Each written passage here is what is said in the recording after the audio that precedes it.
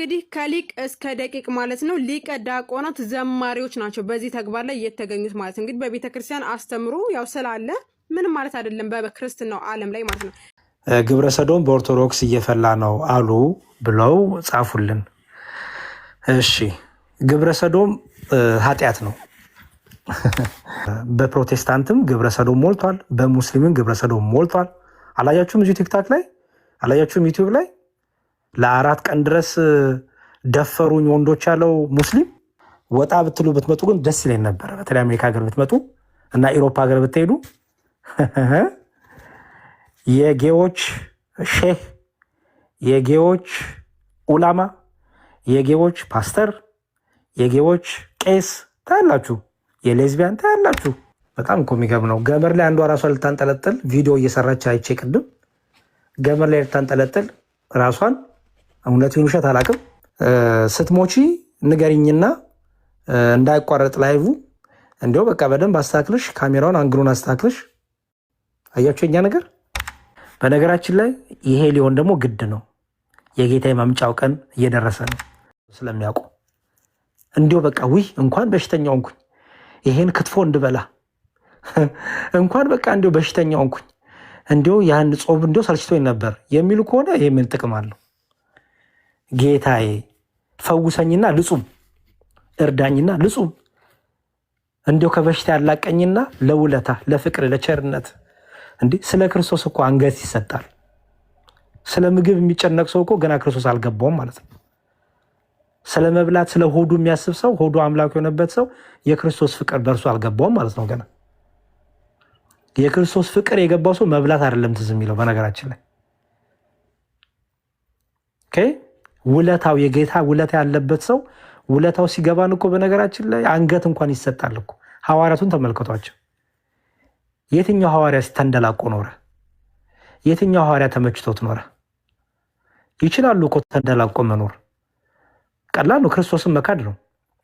ተንደላቆ ለመኖር ክርስቶስን መካድ ነው። ተንደላቆ ለመኖር መስማማት ነው። ከሮማውያን ጋር ከአይሁዶች ጋር መስማማት እኮ ነው። ቀላል ነው እንዴ! ያ ሁሉ መከራ ምን አስፈለገ? ዋሽቶ ማለፍ ይቻላል። ግን ነው የሐዋርያቱ ህይወት ያውቁታል። አገራችን በሰማይ ነው። ይሄ ነው በቃ ህይወታቸው። እቺ ምድራዊ፣ እቺ ዓለማችን ጊዜያዊ ናት፣ ኪራይ ናት። አገራችን በሰማይ ነው። ለምሳሌ እናንተን የቤት ዛሬ ብትመጡ 1 2 ቀን 3 ቀን ትቆዩ ይሆናል። ከዛ በላይ ግን እንደማትቆዩ ታውቁታላችሁ። ስለዚህ ምን ትሄዳላችሁ? እንደማትቆዩ ስለምታውቁ ምን ታደርጋላችሁ? ብሰድባችሁም ብገላምጣችሁም ምን ብላችሁም ትችሉታላችሁ። አትኖሩማ ከኔ ጋር አይደል? የሆነ ሰው ቤት ሄዳችሁ ባይመቻችሁ አልጋው እንደማትቆዩ ስለምታውቁ ትችሉታላችሁ። የሆነ ሰው ቤት ሄዳችሁ ፊታቸውን ቢለዋውጡባችሁ ቢገላምጧችሁ ትችሉታላችሁ። ለምን? እንደማትቆዩ ስለምታውቁት። ይህች ምድር እንደዛ ናት። ይህች ምድር እንደዛ ናት። ፈተናዋ፣ መከራዋ፣ ውጊያዋ ይበዛብናል። ቻል አድርጉት። ምክንያቱም አንቆይባትም፣ እንሄዳለን። ወደ ረፍታችን እንሄዳለን። ሙሽራው ክርስቶስ ይመጣል፣ ይወስደናል። ተስፋችን ሙሉ ነው በክርስቶስ። እመጣለሁ እኔ ወዳለሁበት ደግሞ ስፍራ ረፍት አዘጋጅላችሁ ዘንድ እሄዳለሁ። ደግሞ ወዳዘጋጀላችሁ ስፍራ ደግሞ ወደ ረፍታችሁ ወስዳችሁ ዘንድ እመጣለሁ ብሏል ጌታ። ስለዚህ ገና አገራችን በሰማይ ነው። ሐዋርያቱ አገራችን በሰማይ ነው ብለው ስለሚያምኑ የድሎት የመንደላቀቅ የምቾት ምናምን ህይወት አስጨንቋችሁ አያውቅም። ገንዘብ ምናምን አስጨንቋችሁ አያውቅም። አይሰሩም እኮ ይሰራሉ እኮ። ጳውሎስ እኮ ድንኳኑ ይሰፋል እኮ ቀን ቀን ድንኳኑ እየሰፋ እኮ ይተዳድራል እኮ። ለዕለት ጉርሱ የሚሆነው ነገር ይሰራል። ሰነፍ አይደለም። ስግብግብ ግን አይደሉም። አታላይ አጭበርባሪ ግን አይደሉም። ገንዘብ ወዳጅ ግን አይደሉም። ለገንዘብ ሲሉ ክርስቶስን የሚክዱ አይደሉም። ለገንዘብ ሲሉ ለሆነ ረሃብ፣ ለሆነ ጥቅም፣ ለሆነ ዝና፣ ለሆነ ጭብጨባ ሲሉ ለሆነ ሽልማት ሲሉ ይሸለሙ ነበር እኮ ክርስቶስን ቢክዱ። አቤት የሚሰጣቸው ንግስና፣ የሚሰጣቸው ልብስ፣ የሚሰጣቸው ወርቅ፣ ለይሄ ሁሉ ግን ምንማቸው ነው ለነሱ የሚንቁት ነገር ነው። ከሀብት በላይ ሀብት፣ ከእንቁ በላይ እንቁ፣ ከወርቅ በላይ ወርቅ ኢየሱስ ክርስቶስን ይዘዋል። ስለዚህ ሁሌም ደስተኛ ነበሩ። ሁሌም ደስተኛ፣ ሁሌም መሳቅ ነው። ይታሰራሉ፣ ይስቃሉ። እስር ቤት ሄዳሉ፣ ይስቃሉ፣ ይዘምራሉ። ሲያስሯቸው ይዘምራሉ፣ ሲያስሯቸው ምንም በቃ ለምን አገራቸው በሰማይ ስለሆነ። ስለዚህ አገሩ በሰማይ የሆነለት ሰው ጾምና ጸሎትን ይወዳል ማለት ነው። የስጋ የምቾቱና ድሎቱን መንደላቀቁን አይደለም ያው ሀብት ጸጋ ቢኖረው እንኳን ለክርስቶስ ነው የሚያደርገው። ክርስቶስ ደስ የሚያሰኘው ነገር ያደርጋል። ለድሆች ያካፍላል፣ ለተራቡት ያካፍላል፣ ለተጠሙት ያካፍላል። ገንዘብ አለኝ ብሎ ዝም ብሎ ሲበላ ሲያግበሰብስ አይውልም። እንዲሁም ያካፍላል ላጡት ከእሱ እየከፈለ እኔ ጠግቤ ያዳለሁ እኔ ጾሜ ለሌሎቹ ልስጥ እያለ እንዲሁም ያደርጋል። እኔ ትቼ ለወንድሞቼ ይሁን እያለ ስለዚህ ጾምና ጸሎት በጣም ብዙ ጥቅም ነው ያለው። ብዙ ብዙ ብዙ ለእኛ ለክርስቲያኖች ላጠቃል መልእክቴን በዚህ ጾምና በዚህ ጸሎት ከእግዚአብሔር ጋር ተነጋገሩ። ወረቀት የሌላችሁ ሰዎች ከእግዚአብሔር ጋር ተነጋገሩ። ትዳር የምትፈልጉ ሰዎች ከእግዚአብሔር ጋር ተነጋገሩ። ትዳራችሁ ደግሞ ትንሽ መንገጫቀጭ ፈተና ያጋጠመው ከእግዚአብሔር ጋር ተነጋገሩ። ልጆች በትዳር ካልመጡ ከእግዚአብሔር ጋር ተነጋገሩ። እግዚአብሔር ማህፀብን ይፈታል። እግዚአብሔር ልጅን ይሰጣል። ልጆችን የሚሰጥ እግዚአብሔር። ልጆች የእግዚአብሔር ስጦታ ናቸው ይላል መጽሐፍ ቅዱስ። ሰው ስለተኛ አይደለም ልጅ የሚወልደው። በነገራችን ላይ እግዚአብሔር ስለፈቀደለት ነው ልጅ የሚወልደው። ስለዚህ ልጅም የሚሰጠው ከእግዚአብሔር ዘንድ ነው። ስለዚህ ጸልዩ። በፈተና በመከራ ውስጥ ያላችሁ ካላችሁ ጸሎትን አታቋርጡ፣ ጾማችሁን አታቋርጡ። እንደሚገባችሁ ለምሳሌ በተለያየ ሀገር በተለያየ ሁኔታ ያላችሁ ሰዎች አላችሁ። መጾም የሚከብድበት ከምሰሩበት ስራ አንጻር ባለ አይምሮ አይደላችሁ? ህሊናና አይምሮ አላችሁ አይደል? በቃ አይምሯችሁ እንዴት ነው ይሄን ነገር ማስተካከል የምችለው? እንዴት ነው በማይመች ሁኔታ ውስጥ አመቻችቼ ልጾም የምችለው? ለሰው መናገር ሳይጠበቅባችሁ ከእግዚአብሔር ጋር እየተነጋገራችሁ ከንስሐ አባታችሁ ጋር እያወራችሁ እኮ መጾም ትችላላችሁ። በነገራችን ለእያንዳንዱ ነገር እኮ መፍትሄ አለው። የለውም? መፍትሄ እኮ አለው። እውነት እንናገር ከተባለ ለእያንዳንዱ ነገር መፍትሄ አለው። ትልቁ ነገር ማድረግ ነው። ቅድሚያ የምንሰጠውን ቅድሚያ መስጠት፣ የሚከተለውን ማስከተል። ክርስትና በጣም ደስ የሚለው ህይወት ይሄ ነው። በመከራ ውስጥ ጣፋጭነቱን፣ በስደት ውስጥ ጣፋጭነቱን፣ በየትም ቦታ ክርስትናው በመከራ ውስጥ ሁሉ እየታሸ የሚወጣ የሚታይ ነው። ስለዚህ ከእግዚአብሔር ዘንድ ምን የምንቀበልበት ነው ማለት ነው። ምንም ጥያቄ ካላችሁ ይህን ሱባኤ ተጠቀሙበት፣ ይህን ጸሎት ተጠቀሙበት፣ ይህን የጾም ጊዜ እድል ተጠቀሙበት። አንድ ሁለተኛ፣ በዚህ በሱባኤ በጸሎታችን ጊዜ ከክፉ ነገር እንጠበቅ። ከክፉ ስድድብ፣ ከሐሜት፣ ከጥላቻ፣ ከዘረኝነት፣ ወንድም ከወንድም ከማሳደድ፣ እህት እህትን ከማሳደድ፣ የኔ ዘር ይበልጥ፣ የኔ ዘር ያንስ፣ የኔ ዘር ከዚህ ሁሉ ውጡ። ክርስቶስ ከዘር ከቀለም ከቋንቋ ሁሉ ዋሽቶናል። ክርስቲያን ነኝ የሚል ሰው አገሩ በሰማይ ነው። አዎ ብሔር ይኖረው ይሆናል። አዎ የተወለደበት የሆነ ብሔር ጎሳ ይኖረው ይሆናል። መልካም ነው። ብሔሩና ጎሳው ግን ምድር ላይ የሚቀር ነው፣ አፈር ነው። የሞተ ጊዜ ሲወጣ ዲግሪ ወጣ እኮ አይባልም፣ ይባላል። እኔ አሁን ለምሳሌ ዲግሪ አለኝ፣ በኮምፒውተር ኢንጂነሪንግ ዲግሪ አለኝ። ከቤት ስወጣ ኮምፒውተር ኢንጂነሩ ወጣ ነው ይባለው? ወይኔ ኢንጂነሩ የኔ ኢንጂነር ብሎ የሚያለቅሳለ የለም። ማን ነው የሚባለው? ሬሳው አለቀ። ሬሳው ወጣ፣ ሬሳው ተቀበረ፣ አለቀ። ስትሞት ውይ አማራው ወጣ፣ ውይ ትግሬው ወጣ፣ ውይ ኦሮሞ ወጣ፣ ውይ ሼናሻ ወጣ፣ ውይ ሰባት ቤት ወጣ የሚላለ የለም። ይሄ የምንመካበት የምንመጻደቅበት ነገር ሁሉ አፈር ነው፣ ይቀራል። ተከትሎ ሰማይ ቤት አይመጣም። ስለዚህ አዎ ብሔርን ውደድ፣ ጎሳህን ውደድ፣ አክብር፣ አፍቅር፣ ጥሩ ነው። ሌላውንም ደግሞ በአንተ ልክ ውደድ፣ እንደው ከቻልክ እጥፍ ውደድ። ክርስቲያን ከሆንክ ማለት ነው። ሰይለው አይመለከተኝም። ሌላው በትምህርቱ ያስተምር የሚያስተምረው። ክርስቲያን ግን እንደዚህ ነው። ከዘር ከቋንቋ ከቀለም የተዋጀ ስለሆነ ሁሉንም ይወዳል። ለእሱ ሁሉም እኩል ነው። ለምን? አገሩ በምንድን ነው? በሰማይ ነው አገሩ። በሰማይ ደግሞ ዘር የለም። በሰማይ ደግሞ ቀለም የለም። በሰማይ ደግሞ ጎሳ የለም። በሰማይ ሁላችንም አንድ ነን። አንድ አባት አለን። በቃ አለቀ። ስለዚህ በጾም በጸሎታችን ጊዜ ከክፋት እንራቅ፣ ከዝሙት፣ ከመጠጥ፣ ከስካር፣ ከማበድ፣ በቃ ከጭፈራው ሁሉ ደግሞ እንረጋጋ፣ እንጥቆ በቃ እስኪ ደግሞ ለእግዚአብሔር ብለን ደግሞ እንዲሁ ለራሳችን እንደዚሁ እንደጨፈርን ሞት ቢመጣስ? እንደዚሁ እንዳላገጥን እንደዚሁ እንደቆሸሽን ሞት ቢመጣስ? ንስሐ ሳንገባ የበደልነውን ሳንመልስ የቀማነውን ሳንመልስ የበደልነውን ሳንክስ እግዚአብሔር በድያለሁ በደለኛ ነኝ ሳንል ሞት እኮ አለ። ስለዚህ እንደሚሞት ሰው እንኑር። ነገ ትሞታላችሁ ብንባል እንዴት ነው የምንኖረው? ታውቁት አይደለ? እንዴት አኗኗራችንን በቃ ከኛ መሃል እግዚአብሔር መልአኩን ልኮ በል ነገ ሟች ነህ ቢለን እንዴት ነው ዛሬን የምንኖረው? የተሰጠ 12 ሰዓት ነው። 12 ሰዓት እንዴት ነው የምናሳልፈው? በቃ እስከዛ ሰዓት ለምን እንደዛ እስክንባል እንጠብቃለን? ዛሬ ለምን እንዳይሞት ሰው አንኖርም? ዛሬ ሞቱን ተሸክሞ እንደሚኖር ሰው ለምን አንኖርም? ስለዚህ ከቂም፣ ከበቀል፣ ከቁጣ፣ ከስድብ፣ ከክርክር፣ ከሐሜት እንውጣ። ከነዚህ ሁሉ እንውጣ በጾማችን። እግዚአብሔር ደስ የሚሰኝበት ይሄ ስለሆነ፣ ከእግዚአብሔር ምሕረትን የምንቀበልበት ጾም ይሄ ስለሆነ፣ ከእግዚአብሔር ጸጋን የምንቀበልበት ስለሆነ ረጅም ጊዜ ጾመናል፣ ረጅም ዓመታቶች ጾመናል በእድሜያችን ልክ፣ ግን መልስ አላገኘንም። ለምን ይመስላችኋል? እግዚአብሔር ደስ የሚያሰኘው ጾም አልጾምንም። በልማድ ነው የምንጾመው።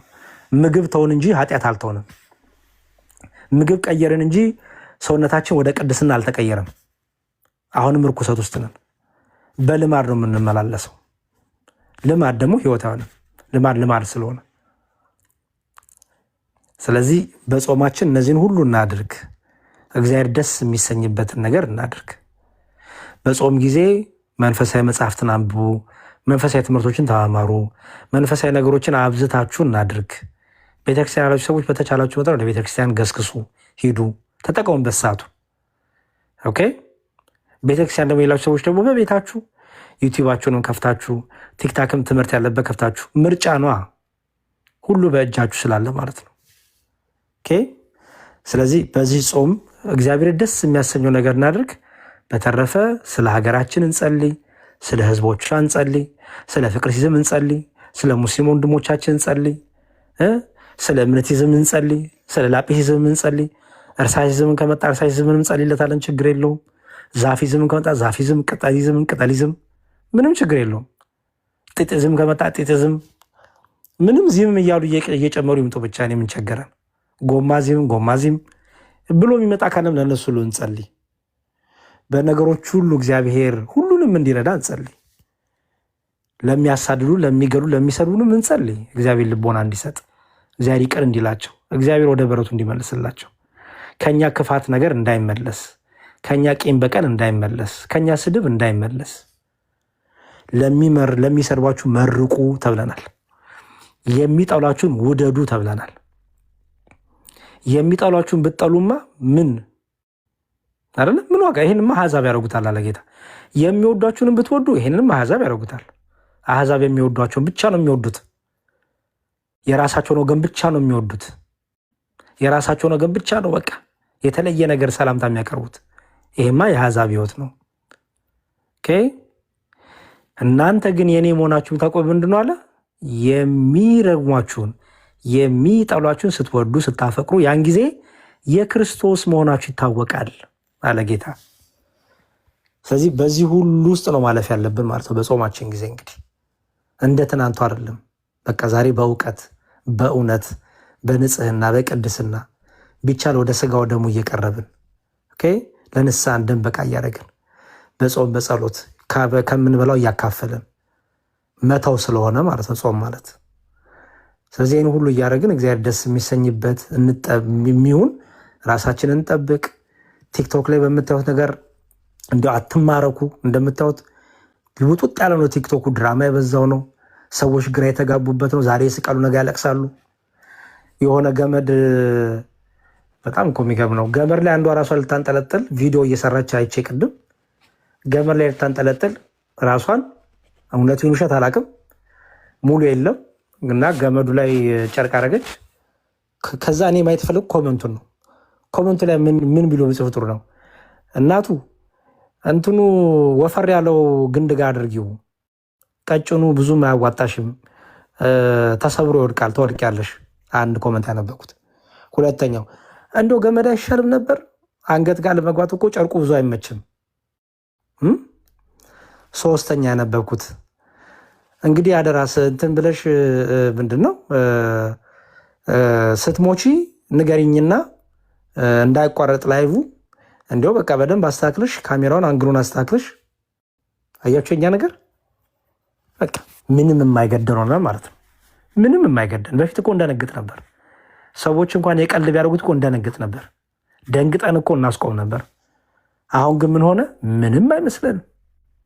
ሞትን ለመድ ነው፣ ኃጢአትን ለመድ ነው፣ ክፋትን ለመድ ነው፣ ነውርን ለመድ ነው። አንገት ላይ ማህተብ አንጠልጥሎ ራቁት መጨፈር ክብር ሆነ። አንገት ላይ ማህተብ መስቀል አስሮ ዘፈን ማዳመጥ ክብር ሆነ። ቲክታክ ላይ ዋናው በቃ ይሄ ፍራንክ ይውረድ፣ ይሄ ጊፍት ይሰጥ እንጂ ምን ቸገረ? ነውር ክብር ሆነ ማለት ነው። አያችሁ። በነገራችን ላይ ይሄ ሊሆን ደግሞ ግድ ነው። የጌታ የማምጫው ቀን እየደረሰ ነው። ስለዚህ ብልጥ ሁኑ።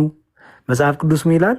ብዙ ነገሮች እነዚህ ስታዩ ኃጢአት እንደ ኖርማል፣ ኃጢአት እንደ ዕለት ዕለት ተግባር፣ ኃጢአት እንደ መመኪያ፣ ነውር እንደ ትምክህት ሆኖ ሲደረግ ስታዩ ሰዎች በኃጢአታቸው ሲመኩ፣ ሲደሰቱ፣ ሲጨበጨበላቸው በኃጢአታቸው ምክንያት በበደላቸው በኖራቸው ሲጨበጨበላቸው፣ ክርስቲያኖች ግን ትክክለኛ ክርስቲያኖች ያልኩት ትክክለኛ ክርስቲያኖች ግን ምን ተባለ? መጽሐፍ ቅዱሱ አስተውሉ፣ የምታነቡትን ነገር አስተውሉ፣ የምታዩትን ነገር አስተውሉ፣ እስከ መጨረሻውን በሉ ጽኑ፣ ብትጸኑ እናንተ ትድናላችሁ ብሎ አስቀመጠልን ማለት ነው። ስለዚህ አሁን ምርጫ ነው ማለት ነው። ምርጫ ነው። ስለዚህ ምርጫችንን እናስተካክል። እኔና ቤቴ እግዚአብሔርን እናመልካለን። የምታመልኩትን ዛሬ ምረጡ። በጊዜውም ያለ ጊዜውም እዘምራለሁ ልትሉ ይገባል። ፈተና በዛብኝ በሕይወቴም አልበዛም፣ ከክርስቶስ ፍቅር የሚለየኝ ማን ነው?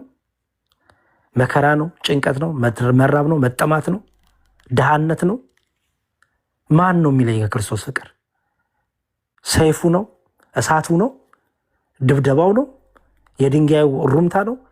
የትኛው ነው ከክርስቶስ ፍቅር የሚለየኝ? አቃለቀ። የጾም ጥቅሙ ይሄ ነው። ከክርስቶስ ጋር ያለንን ፍቅር ያጸናልናል። የጾምና የጸሎት ጥቅሙ ይሄ ነው። ከክርስቶስ ጋር ጥብቅ ያደርገናል። ጾምና ጸሎት የሌለው ክርስቲያን ከክርስቶስ ጋር ያለው ፍቅሩ እየላላ የዓለም ነገር እየወሰደው፣ ምንፍቅናው እየወሰደው፣ ተረት ተረት እየወሰደው፣ ይሄ በቃ ያለው ነገር ሁሉ እየወሰደው መጨረሻ ከክርስቶስ ይወጣል። ከዛ ቀላል ነው ይህን ሰው ለማጥመድ፣ ቀላል ነው ይህን ሰው እምነቱን ለማስቀየር፣ በጣም ቀላል ነው። ብቻችሁን ሆናችሁ ክርስቲያን መሆን እኮ ይቻላል። በነገራችን ላይ የተባሉ ምን ስለሆነ እስከ መጨረሻው የጸና አይደለ ነው። እስከ መጨረሻው የጸና ማለት ነው። ብቻችሁን እንኳን ብትቀሩ ማለት ነው። እኛ እኮ እዚህ ቲክታክ ላይ እኮ እንዲያው በቃ አብሮኝ የሚዞር አብሮኝ በቃ የሚሆን የለም፣ ታብታብ የሚያደርግ የለም። በቃ ዘፈን ልክፈት፣ እንዲያው በቃ አብሮኝ የሚያወራኝ የለም። በቃ እምነቴን ልቀይር፣ በቃ እንዲያውም እንትን የሚለኝ ሹሩሩ የሚለኝ የለም እና በቃ እንዲያው እምነቴን ልቀይር። የኦርቶዶክስ ወንዶች ብዙ መምህራን አውሩን የማያቆላምጠው ነው። በቃ እምነትን ቀይር። የኦርቶዶክስ መምህራን በቃ እንዲያው አንቆለባጵሱንም የኔ ማር ሆዴ ምናምን አንጀቴ ጨጓራ አይሉንም። በቃ ኮመንት ገሌ ተናገረኝ፣ በቃ እምነት ልቀይር። አያችሁ፣ መጽሐፉ ግን የሚለው ምንድን ነው? ከክርስቶስ ፍቅር የሚለየን ምንድን ነው? ድብደባ ነው? መታሰር ነው? መጠማት ነው? መራብ ነው? መገደል ነው? ከክርስቶስ ፍቅር የሚለየን ምንም የለም ይላል። ስለዚህ በጾማችን ከክርስቶስ ጋር የምንጣበቅበት ታይም ነው ማለት ነው። ምንም ምክንያት የለንም። ባይዘወይ ክርስትናችንን ላለመጠበቅ ምንም ምክንያት የለንም። ሰነፍ ሴት ካልሆንሽ፣ ሰነፍ ወንድም ካልሆንክ በስተቀር ስለ ክርስትናክ በአሁኑ ሰዓት ለአንቺ ላለማወቅ፣ ለአንተ ላለማወቅ ምክንያት የለህም። ስልክክ ላይ ስንት ነገር ጎልጉለት ታይ አይደለ እንዴ? ነውሩን ብልግናው ስልክሽ ላይ ስንት ነገር ነውርና ብልግና ጉግል አድርገሽ ታይ አይደለ እንዴ? ምን ነው መንፈሳዊ ነገር ሲሆን አላስተማረችኝም? ምን ነው መንፈሳዊ ነገር ሲሆን እንዲው ግራ ገባኝ? ምን ነው መንፈሳዊ ነገር ሲሆን አይ እኔ ትምህርት እንዲው እኮ አላስተማርኩም? እንዴት ትላላችሁ? እንዴት ትላለህ? እንዴት ታያለሽ? ከክርስቶስ ፍቅር ማን ይለየኛል እኮ ዝም ብሎ ለሞቅት አይደለም። ስልክ እጅ ላይ ካለ ግባና መጽሐፍ ቅዱስ አንብብ። ስልክ እጅሽ ላይ ካለ መጽሐፍ ቅዱስ አንብቢ፣ ስብከት አዳምጪ። እዛም እዚህም በመባከን ህይወትሽ አይባክን። ስክን በል። ራስህ ላይ ስራ፣ ራስሽ ላይ ስሪ። ከራስሽ ጋር የጾምና የጸሎት ጊዜ አሳልፊ ከእግዚአብሔር ጋር። ከጫጫታው፣ ከጭብጨባው፣ ከአድናቆቱ የኔ ማር፣ የኔ ሆድ፣ የኔ አምባሻ፣ የኔ ፓፓያ፣ የኔ ምናምን ከዛ ሁሉ ውጪ። ተረት ነው፣ ውሸት ነው፣ ማታለያ ነው፣ አንቺን መጥለፊያ ነው፣ አንቺን መጣያ ነው፣ አንቺን ወደ ጨለማ መውሰጃ ነው። ይልቅ ዝቅ ብለሽ በርሽን ዘግተሽ ከክርስቶስ ጋር ተነጋገሪ። አምላኬና አባቴ ከኔ ጋር ያለ የእስራኤል አምላክ የአባቶቼ የአብርሃም የነ ያዕቆብ የነ ይስሐቅ የነ ዮሴፍ የነ ኤልሳ የነ ኤልያስ አምላክ ተናገረኝ፣ አናግረኝ፣ ፊት ቆም ያለው በል። ቲክቶክ ላይ ዝም ብሎ ከማውራት ከእግዚአብሔር ጋር አንዲት ቃል መነጋገር። ቲክቶክ ላይ ዝም ብሎ በቃ እንደው በቃ ሲያሽካኩ በቃ ሲቀልዱ ሲዘፍኑ ከመዋል አንዲት ዝማሬ ማዳመጥ፣ አንዲት ቃል እግዚአብሔር ማዳመጥ። ብቻችንን ብንቀር ማለት ነው። አጀባ አያስፈልገንም። በነገራችን ላይ እኔ ክርስቲያን ለመሆን አጀባ አያስፈልገኝም። መጽሐፍ ቅዱስ ለማንበብ አጀባ አያስፈልገኝም ልትሉ ይገባል። መንፈሳዊነቴን ለመጠበቅ አጀባ አያስፈልገኝም። ሆይሆታ አያስፈልገኝም። ከእግዚአብሔር ጋር ብቻዬን እናገረዋለሁ። ከቅዱሳኑ ጋር ከመላእክቱ ጋር እመቤታችን ጋር በዙሪያችን እኮ አሉ። ብቻዬን እኮ አይደለሁም እኔ። የጸኑት የክርስቶስ ምስክሮች ድንቅ ምስክሮች በዙሪያ እኮ አሉ። እንደ ደመና የከበቡን እኮ አሉ። ብቻችንን እንኳን ብንቀር በስደት ሀገር በአሕዛብ ሀገር በእምነት ከማይመስሉን ጋር ብቻችንን እንኳን ብንቀር ክርስቶስ ከክርስቶስ ፍቅር የሚለየን የለም። ለዚህ ደግሞ መፍትሄው ምንድን ነው? የጾም የጸሎት ህይወት። ከጾም ከጸሎት ህይወት አለመስነፍ። ቤትም እየጠረጋችሁ እኮ መዝሙር መዘመር ትችላላችሁ። ቤት እየጠረጋችሁ እኮ የማዳም ቅመም የምትባሉት እህቶቻችን፣ እናንተ ቅመሞች፣ እናንተ ለእግዚአብሔር እኮ ቅመም ናችሁ። እናንተም ለማዳም ብቻ ነው ሊቀመምነታችሁ። ለማዳም ጠብር ግፍ እንደምትሉት ለእግዚአብሔር ጠብር ግፍ አትሉም እንዴ? ማዳም እንዳይከፋት ብላችሁ በሌሊት ተነስታችሁ ብዙ ነገር ታደርጓል እንዴ? እግዚአብሔር ደስ ይሰኝ ብላችሁ ከእግዚአብሔር ጋር ልነጋገር ብላችሁ መቼ ነው ቀጠሮ የምትይዙት? በርቱልን፣ ጠንካራ ናችሁ። ግን ደግሞ ያ ጥንካሬ እየበዛ ይመጣው ከምን ሲሆን ነው? ከእግዚአብሔር ጋር ኮኔክሽኑ ሲኖር፣ ትስስሩ ሲኖር፣ ከቃሉ ጋር ከመጽሐፍ ቅዱስ ጋር ከወንጌል ጋር ከጾም ከጸሎት ጋር ከሱባኤ ጋር ከስጋው ደሙ ጋር ሲሆን ነው። እንደዛ ካልሆነ በቀላሉ እንሸነፋለን። እንደዛ ካልሆነ ሰይጣን እንደፈለገ ይጫወትብናል። አንድ ያዘፍነናል፣ አንድ ያዘምረናል፣ አንድ ያስለቅሰናል፣ አንድ ያስቀናል። አንድ ኦርቶዶክስ፣ አንድ ጴንጤ፣ አንድ ሙስሊም፣ አንድ ፍቅር ሲዝም፣ አንድ እምነት ይዝም ያደርገናል ማለት ነው። አያችሁ። ስለዚህ ስክን ማለትን፣ ትህትናን፣ አስተዋይነትን፣ ጠይብነትን ሚስጥራት እንዲገለጥላችሁ ማስተዋይ እንዲኖራችሁ ከፈለጋችሁ ምን በሉ? የጥበብ ሁሉ ምንጭ ኢየሱስ ክርስቶስን፣ የጸጋ ሁሉ ምንጭ ኢየሱስ ክርስቶስን፣ የትህትና ሁሉ ምንጭ ኢየሱስ ክርስቶስን፣ የፍቅር ሁሉ ምንጭ ኢየሱስ ክርስቶስን፣ እውነተኛውን እረኛ ከእርሱ ጋር ተጣበቁ። አለቀ። ከዛ በኋላ ታውታላችሁ። በሱባኤያችን እንግዲህ እግዚአብሔር ይህን እንድናረግ ይርዳን።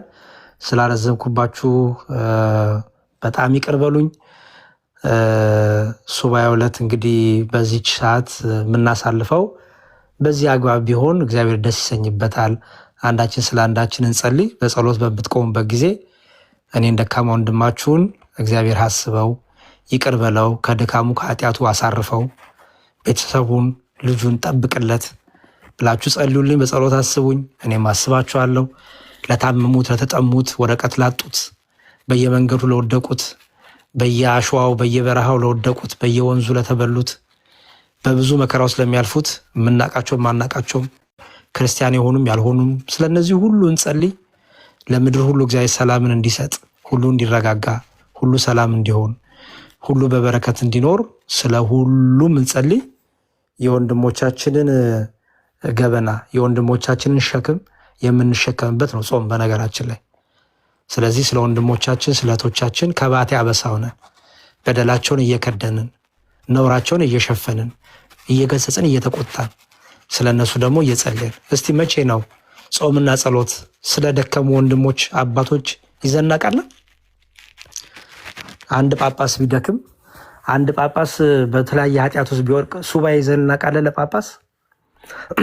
አንድ ቲክቶክ ላይ የሚያገለግል ወንድማችሁ በሆነ ኃጢአት በሆነ ድካም ቢወድቅ ፖስት አድርጋችሁ ትረግጡታላችሁ? ትሄዱበታላችሁ? ፎቶ ዘግዝቃችሁ ወይስ ቤታችሁን ዘግታችሁ ከጊዜ ጋር ትናገራላችሁ? ወንድሜን አስበው፣ እርዳው። ደክሞ እኮ ነው እግዚአብሔር አለ ትላላችሁ ላለው ወይስ እርገጠው ነው የምታደርጉት? ስለዚህ ጾም ደግሞ የወንድሞች የእህቶቻችንን ምን የምናደርግበት ነው? የምንሰበስብበት የምናግዝበት ነው ማለት ነው። አንድ ኮመንት አንብቤያለሁ፣ እሱ ላይ አስተያየት ልስጥና ልጨርስ። ግብረ ሰዶም በኦርቶዶክስ እየፈላ ነው አሉ ብለው ጻፉልን። እሺ ግብረ ሰዶም ኃጢአት ነው። ግብረ ሰዶም በሁሉ ቤተ እምነት አለ። ባይዘዌ በሁሉ ቤተ እምነት አለ። ምክንያቱም ኃጢአት ነው፣ በደል ነው፣ የአጋንንት ስራ ነው። ስለዚህ በፕሮቴስታንትም ግብረ ሰዶም ሞልቷል፣ በሙስሊምም ግብረ ሰዶም ሞልቷል። አላያችሁም? እዚሁ ቲክታክ ላይ አላያችሁም? ዩቲዩብ ላይ ለ4 ቀን ድረስ ደፈሩኝ ወንዶች ያለው ሙስሊሞች የደፈሩት። እኛ ስንናገር እንደ ሰው ነው የምናወራ፣ እንደ ኢትዮጵያዊ ነው የምናወራ። አያችሁ፣ እንደ ኢትዮጵያዊ እየተለከፈ ነው። እንደ ኢትዮጵያዊ ድሃ ስለሆንን ብር እየተከፈለ ለዚህ ለድሃ ለምስኪን ሰው ሽሮ ለማይበላ እንጀራ ለማይበላ ሰው እንጀራና ሽሮ ለተወደደበት ሰው ብር እየተሰጠው ወደ ርኩሰት እየሄደ ነው። ኦኬ። ስለዚህ ሁልሽም በየቤተ እምነትሽ አስተምሪ ነው እያልን ያለ ነው። አንተ ዝም ብለህ እዚህ ኦርቶዶክስ ብትል የፈለገ ብደነፋ፣ እኛስ እገሌ እገሌ እገሌ ነውር እየሰራ ነው፣ እገሌ እገሌ እገሌ ግብረ ሰዶም ሆኗል እያለን እያወጣን እያጋለጥን ነው። ኦኬ። አንተ ግን እንዲሁ ይህን ባጋልጥ ብለህ ምን እያረክ ነው? ኦርቶዶክስ ለመስደብ የሞከርክ ነው። መጽሐፍ ቅዱስ ምን ይላል? በኃጢአቱ ያልተናዘዘባት ይላል አይደል? በቃ ኃጢአትን እኮ እናዘዛለን። ባይዘው ኃጢአትን እናዘዛለን። ኃጢአቱን ያልተናዘዘባት ሰው ግን አይጸድቅባትም፣ አይለማበትም ይላል። ስለዚህ ይልቅ እንዲያው ኦርቶዶክስ ምናምን ከምትሉ ቤታችሁን ፈትሹ። ሁልሽም ልጅህን ቤተሰብን ይሄኔ ግብረ ሰዶም ወንድም ይሄኔ ግብረ ሰዶም ልጅ ይኖርሃል ይኖርሻል። ስለ እምነት አናውራ። አሁን የእምነት ጉዳይ አይደለም። እንደ ኢትዮጵያ ነው የተበከለው። ሁሉም በፕሮቴስታንቱም አለ፣ በሙስሊሙም አለ፣ በኦርቶዶክሱም አለ፣ በምንም አለ። እነዚህ ግን ቤተክርስቲያን ይወክላሉ? አይወክሉም። የግለሰብ ድካም ነው። የግለሰብ ድካም ግን የሃይማኖት እያረክ ከሆነ ግን አንተም እየተበላክ ነው። ምክንያቱም አንተ ጋርም ግለሰብ አለ፣ አንተ ጋርም ግብረ ሰዶማዊ አለ። ወደ አሜሪካ ሀገር ወጥታችሁ ብታዩት እንዲያው በደስታ ነበር። እንዲያው እውነት ቪዛ እንዲያው ትራምፕ እንዲያው በጣም አገነነው እና ከበደው እንጂ ሁላችሁም እችን ብቻ ለማየት ወደ አሜሪካ ብትመጡ በጣም ደስ ይለኝ ነበር። ወደ አሜሪካ ብትመጡ ችግሩ ኢትዮጵያ ውስጥ ያለን እንትኖች በቃ ከኦርቶዶክስ ጋር ጥላቻ ስላለባችሁ ብዙዎቻችሁ ጥላቻችሁን በዛው ተንዘባርቃላችሁ። ወጣ ብትሉ ብትመጡ ግን ደስ ይለኝ ነበር። በተለይ አሜሪካ ሀገር ብትመጡ እና ኢሮፓ ሀገር ብትሄዱ የጌዎች ሼህ፣ የጌዎች ኡላማ፣ የጌዎች ፓስተር፣ የጌዎች ቄስ ታያላችሁ። የሌዝቢያን ታያላችሁ። ኦኬ። ይልቅስ ብታለቅስ ይሻላል ተንበርክከ ልጅህ እንዲተርፍልህ ሄደ የምትልክበት ትምህርት ቤት የምታስተምርበት ትምህርት ቤት ከማን ልጅ ጋር እንደሚውሉ አታውቅም። ዝም ብለህ እንዲያው ለኦርቶዶክስ ያላችሁን ጥላቻ በዚህ አትግለጹ። ራሳችሁን ነው የምትሸውሉት፣ ራሳችሁን ነው የምታታልሉት። ያችሁ ጥላቻችሁን በዚህ አጋጥ ጥላቻህን አይንን ካሳወረህ ነገ አንተ ራስህ ጌና ሌዝቢያን ሆነህ ትመጣለህ ተደፍረህ። ምክንያቱም አልተጠነቀቅም። አየህ፣ ጥላቻን እየገለጽክ ራስን ቅዱስ ንጹህ እያረክ ስለሆነ ማለት ነው። ስለዚህ በነገራችን ላይ በጣም ልትጸልዩበት የሚገባው ነገር ትውልዱ እየተበላሸ ነው። ኦኬ። እኛ ስለ ሁሉም እየጸለይን ነው። ስለ ሙስሊሙም፣ ስለ ጴንጤውም፣ ስለ ኦርቶዶክስም፣ ስለ ሁሉም ትውልድ እየጸለይን ነው። ምን ብለን? ከዚህ አይነት በሽታ ከዚህ አይነት አጋንንታዊ አሰራር ትውልዱን ጠብቅ፣ ማር፣ ይቅርበል፣ በዚህ ውስጥ ያሉትን ሁሉ አውጣቸው አምላካችን መድኃኒታችን ኢየሱስ ክርስቶስ እያልን እየጸለይን ነው።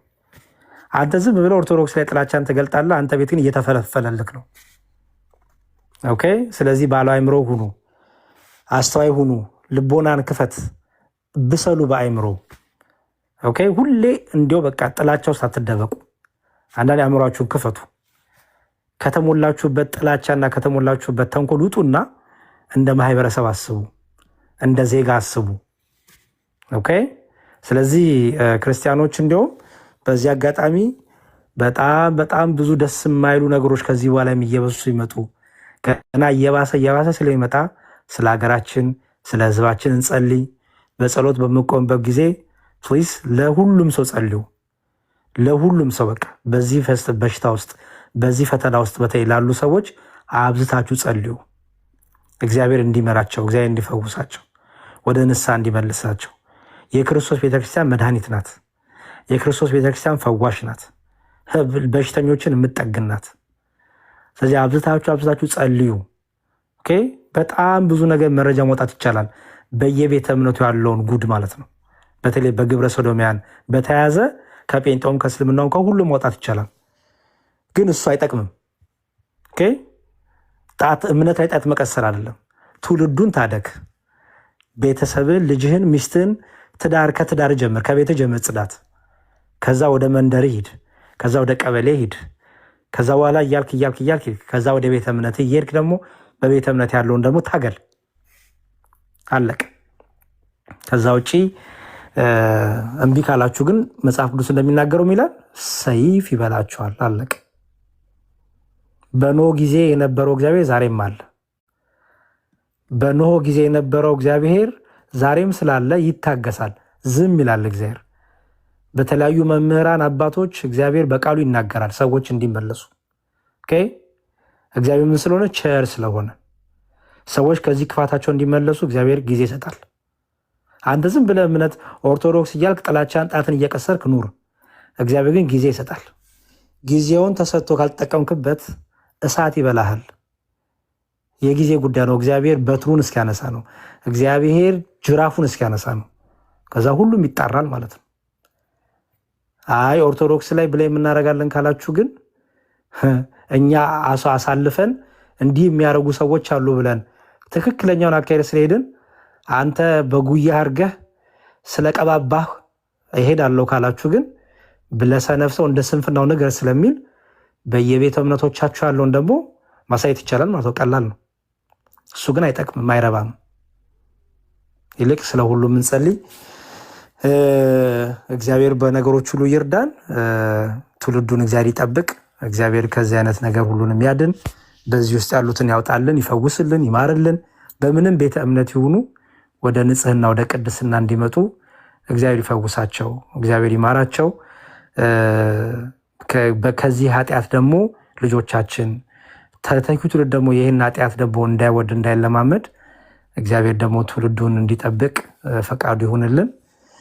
እግዚአብሔር ሰላም ከኔም ከእናንተ ጋር ይሁን። አመሰግናለሁ። መልካም ጾም፣ መልካም የጸሎት ጊዜ ሆንላችሁ። በድጋሚ ይቅርታ ስላረዘምኩባችሁ። ቃለ ሕይወት ያሰማልን። ዲያቆን በእድሜ በጸጋ ይጠብቅልን፣ እድሜህን ያርዝምልን፣ ልጅንም እግዚአብሔር አምላክ ያሳድግልን፣ ቤትህን ይባርክልን፣ ሰላሙን ይስጥ። የሰው ልጅ መጨረሻው ሲያምር ነውና መጨረሻን ያሳምርልን። ግን ቅድም ስለ ሙሴ ስታነሳ ከፊቱም አበራ ፊትህን ሸፍንልን ብለውት ነበር። ኦሪት ዘጸአት ምዕራፍ 34 ከቁጥር 35 ላይ ማለት ነው። እና ይህንን ነገር ትንሽ ከታች የጠየቁኝ ነበሩ። ስለሱ ከውስጥም ቢሆን አብራራልን የሚሉ ስለነበሩ አይ የኔ ድምፅ ይሻክራል እና ዲያቆን ያብራራዋል ብዬ መልሼላቸዋለሁ በጽሁፍ። ትንሽ ስለነሱ ብትላቸው አሪፍ። ቅድም ያነሳሁት ነው። ከሲና ተራራ ህጉን ተቀብሎ ሲመጣ ከጾሙና ከጸሎቱ በዛም ከጾምና ጸሎት ጸጋን ይሰጣል፣ መንፈስ ቅዱስን ያላብሳል። ኦኬ። እዚህ ትንቢተ ዳንኤል ላይ ስታነቡ ቆሎና ውሃ ብቻ ቆሎና ውሃ እየበሉ ቆይተው እነዛ ደግሞ የንጉሱ ደግሞ ጮማና በቃ ወይናቸውን እየቆረጡ ጮማቸውን እየበሉ እነዚህ ደግሞ እነ ዳንኤልና ሶስቱ ህፃናት ደግሞ ፈትኑን፣ እኛ እንጾማለን፣ ቆሎና ውሃ ብቻ ስጡን አሉ። ጥሬና ውሃ ብቻ ስጡን። የማን አምላክ በምህረትና በጸጋ በሞገስ እንደሚገለጥ እናያለን ብለው በእግዚአብሔር ተማምነው በጾም በጸሎት እነሱ ሊቆዩ፣ ሌሎቹ ደግሞ እግዚአብሔር አምላካችንም አይደለም የእናንተ አምላክ የኛ አምላክ አይደለም ብለው ጣዖት ሲያመልኩ የነበሩ እንደለመዱት ጾም ጸሎት። በነገራችን ላይ ጣዖት አምላካን ጾም ጸሎት አይወዱም። መብላት መጠጣት ነው በቃ ደስ የሚላቸው መዳራት። እና እነሱ እናንተ ጾማችሁን ቁረጡ አላቸው። ከዛ እንዲሁም ምን አላቸው? ኧረ ተው ንጉሥ ፊታችሁ ገርጥቶ ቆዳችሁ ተሸብሽቦ በቃ ደክማችሁ ካያችሁ ይገለናል። በቃ ጠጁን ወይኑን ስጋውን እናምጣላችሁ ብሉ። አንፈልግም አሉ። አንፈልግም፣ የአባቶቻችን አምላክ ከኛ ጋር ነው። ፈትኑን ቆሎና ውሃ አምጡልን አሉ ማለት ነው። ከዛ በኋላ ጾማቸውን ጨርሰው ሲወጡ የእነዚህ በቆሎና ውሃ የነበሩ ፊታቸው አበራ ይላል። የነዛ ደግሞ ጾማቸውን እየቆረሱ በተድላ በደስታ የነበሩ ፊታቸው ገርጥቶ፣ አያችሁ፣ ስለበላን አይደለም ማለት ነው። ይልቁንም በጾም በጸሎት እግዚአብሔርን ደስ ማሰኘት የሚገኝ ምን አለ? ከፊት ላይ የሚታይ ጸጋ አለ፣ ሞገስ አለ፣ ብርሃን አለ ማለት ነው። ወደ ሙሴ ስትመለሱ ያኔ የሆነው ሙሴ ከደብረ ሲና ከሲና ተራራ ላይ ጽላቱን ይዞ ሲመጣ አንደኛ የከበረ ነገር ይዟል። የእግዚአብሔር ሕግ ያለበት እግዚአብሔር የሰጠው ጽላት ይዟል። አንድ ሁለተኛ በጾም በጸሎት ነው ከእግዚአብሔር ጋር ነበረው። በብዙ ሞገስ በብዙ በረከት በብዙ ጸጋ ከእግዚአብሔር ጋር ነበረ። ዝም ብሎ አይደለም የተቀበለው። ስለዚህ ከተራራው ሲወርድ ሙሴ ፊቱ ያበራ ነበር፣ ተለይቶ ነበረ ፊቱ። ጸጋ እግዚአብሔር ተገልጦበት ነበር ማለት ነው። የእግዚአብሔር ጸጋ ደግሞ በፊቱ ላይ ሲገለጥ እንደ ብርሃን ሆኖ ይገለጥ ነበር። የእግዚአብሔር ጸጋ ሲታይ ፊቱን ለማየት አልቻሉም። ከጸጋው የተነሳ እግዚአብሔር ከሰጠው ሞገስ እና ጸጋ የተነሳ ፊቱን ማየት አልቻሉም። ስለዚህ ፊትን ሸፍንልን አሉት። በመጎናጸፊያም ፊቱን ሸፈነ ይላል። እንዲሁም በነገራችን ላይ ትርጓሜያችን በጣም ደስ በሚል መልኩ ያስቀምጠውና ምን ያደርገዋል? እግዚአብሔር አብሮ ከሙሴ ጋር ነበረ። ሙሴ ፊቱን እያዩ እነሱ ሙሴ ላይ ነው አትኩሮታቸው የነበረው። ሙሴ ፊቱን ሲሸፍን እግዚአብሔርን ግን አዩት። ሙሴ ፊቱን ቢገልጥ ሙሴ ላይ ደግሞ አትኩሮት አደረጉ። ለአገልጋዮች ጥሩ ትምህርት ነው። እንደውም አገልጋዮች ራሳቸውን ደብቀው ሸፍነው እግዚአብሔር እንዲታይ ነው ማድረግ ያለባቸው። አገልጋይ ሰባኪያን፣ ዘማሪያን፣ ዲያቆናት፣ ቀሳውስት፣ ጳጳሳት ማንም አገልጋይ ሁን ሲያገለግል እሱ እንዲታይ፣ እሱ እንዲከብር፣ እሱ እንዲሞገስ፣ አቤት ድምፁ፣ አቤት ስብከቱ፣ ወይኔ እንዲባልለት አያስፈልግም። ይልቁንም እሱ ዝቅ ብሎ እሱ ትንሽ ሆኖ ማን እንዲከብር? ክርስቶስ ኢየሱስ እንዲከብር፣ እግዚአብሔር እንዲከብር ነው ማድረግ ያለበት። እንዲሁም በትርጓሜው እንደዛ ነው። ሙሴ ፊቱን መሸፈኑ አገልጋዮች ራሳቸውን በትህትና ይሸፍኑ፣ አገልጋዮች ራሳቸውን በዝቅታ ይሸፍኑ። ጸጋውን የሰጠውን የጸጋውን ሁሉ ምንጭ የሆነውን ክርስቶስን ያሳዩ። ራሳቸውን ካሳዩ ግን ክርስቶስን ህዝቡ ማየት አይችልም። ምን ማለት ነው? እኔ በምሰብክበት በማስተምርበት ጊዜ እኔን ብቻ እንድትመለከቱ፣ እኔን ብቻ በቃ በሆነ እንቅስቃሴ በሆነ ገሬ በቃ እኔ ላይ ብቻ እንድትጠመዱ ካረኩ፣ እግዚአብሔርን ግን ካላሳዩአችሁ ምን እጠቅማችኋለሁ? የአገልጋይ እኮ የመጨረሻው እኮ ተገልጋዩም አገልጋዩም ወደ እግዚአብሔር መሄድ ነው። እግዚአብሔር ማየት ነው። እግዚአብሔር ማሳየት ነው። ክርስቶስን ማሳየት ነው። የአገልጋይ ትልቁ ዓላማ እሱ ተደብቆ እሱ አንሶ እሱ ተሸፍኖ የከበረው የላቀው ኢየሱስ ክርስቶስ እንዲታይ ነው ዓላማው። ስለዚህ ሙሴ ከዚህ የተነሳ ፊትን ሸፍንልን እያሉ ደጋግሞ ይጠይቁት ነበረና ከጸጋው ከጾሙ ከጸሎቱ ከጸጋ እግዚአብሔር የተነሳ ፊቱ እንደ የፊቱ ብርሃን በጣም ልዩ ነበረ። ሞገሱ፣ ጸጋው፣ ክብሩ የእግዚአብሔር ክብር ይገለጥበት ነበረ። እግዚአብሔር በቅዱሳው ላይ በብርሃን መልክ ይገለጣል፣ በብርሃን መልክ ይታያል። ለምሳሌ መልአክ ሲገለጡ የእግዚአብሔር ብርሃን ይበራል። የሉቃስ ወንጌል ምዕራፍ 2 ቁጥር 8 ላይ ስታነቡ መልአኩ ልክ ሲገለጥ በእረኞቹ ዙሪያ የእግዚአብሔር ብርሃን በራ ይላል። አያችሁ? ስለዚህ ልክ የእግዚአብሔር ክብር ማለት ነው። በቃ የሙሴን ፊት ያበራ ነበር። የነዛም የሶስቱ የነ ዳንኤል እና የነ አናንያ አዛርያ ሚሳኤልን ፊት ያበራ ነበር ሲባል ጸጋ እግዚአብሔር ሞገሳቸው፣ ፊታቸውን ለሚያይ ሰው የእግዚአብሔር ጸጋ በእነሱ ላይ ይታይ ነበረ። ፊታቸውን አይቶ በፊታቸው እንኳን መቆም የሚችል ሰው አልነበረም፣ ከጸጋው የተነሳ ማለት ነው። እና በዚህ መልኩ ነው ቤተክርስቲያን የምታስተምረን ይህን ክፍል ጊዜ ስትልኝ እግዚአብሔር ይስጥልኝ። ያው መልሱም እንደተመለሰለት ተስፋ አደርጋለሁ። ከታች የጠየቀኝ ሰው ኤክስ የሚለው ስም እንትን ያለው ስሙ ራሱ ስላልጻፈ እህትም ትሆን ወንድ አላውቅም እና ያው ተስፋ አደርጋለሁ እንደተመለሰለ ወንድማችን ወይም እህታችን። እግዚአብሔር ይስጥልኝ ዲያቆን፣ እግዚአብሔር ያክብርልን፣ በእድሜ በጸጋ ይጠብቅ። አሜን፣ ሁላችንም አሜን አሜን። እና ገሊላ አታሰናብሽኝም? ዲያቆን ሰላም ሰላም፣ እንዴት አደራችሁ? በመጀመሪያ እግዚአብሔር ይመስገን። ቃልዎት ያሰማልን፣ እናመሰግናለን። ያሬዶ ስላስተማርከን፣ ስለመከርከን። ይህ ምክርክና ትምህርት ነበር የናፈቀን። እግዚአብሔር ያክብርልን፣ ከዚህ በላይ ጸጋውን ያብዛልን፣ ደግሞ ወደ ትልቁ ማዕረግ ያሸጋግርልን። እናመሰግናለን።